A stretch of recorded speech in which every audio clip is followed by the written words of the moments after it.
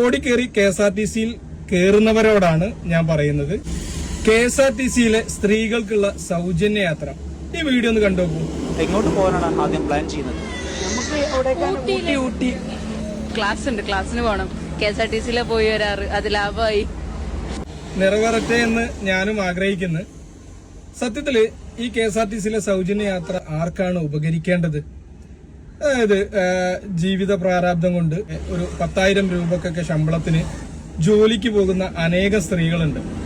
അപ്പൊ അവരൊരു പക്ഷെ ജോലിക്ക് പോയി തിരിച്ചു വരുന്നതിന് ബസ് ഫെയർ ഒരു 100 രൂപ വരുന്നെന്ന് വെക്കുക. അങ്ങനെയാണെങ്കിൽ ആ 10,000 രൂപയെന്ന് മാസം 3,000 രൂപ അവർക്ക് മാറ്റിവെക്കേണ്ടതായിട്ട് വരും. മിച്ചം വരുന്നത് 7,000 രൂപയായിരിക്കും. ഈ 7,000 രൂപയിൽ അവരവരുടെ പ്രയാസങ്ങളിൽ ഒതുങ്ങി ജീവിക്കുന്നിടത്താണ് ഈ ബസ്സിന് കൊടുക്കേണ്ട ആ 3,000 KSRTC സൗജന്യ യാത്രയിലൂടെ അവർക്ക് ലഭിക്കുന്നത്. അപ്പൊ അവർക്ക് അവരുടെ ശമ്പളം 10,000 ലഭിക്കുന്നതോടുകൂടി ജീവിതത്തിൽ നിലവിലുണ്ടായിരുന്ന ആ സാഹചര്യത്തിൽ ഒന്നും കൂടി മെച്ചപ്പെട്ട ഒരു ജീവിതം നയിക്കാൻ അവർക്ക് സാധിക്കുമെന്നത് തീർച്ചയാണ്. അത് ഈ കുറഞ്ഞ ശമ്പളത്തിന് ജോലി ചെയ്യുന്നവർക്ക് വ്യക്തമായിട്ട് മനസ്സിലാകും, അത് ആണാണെങ്കിലും പെണ്ണാണെങ്കിലും.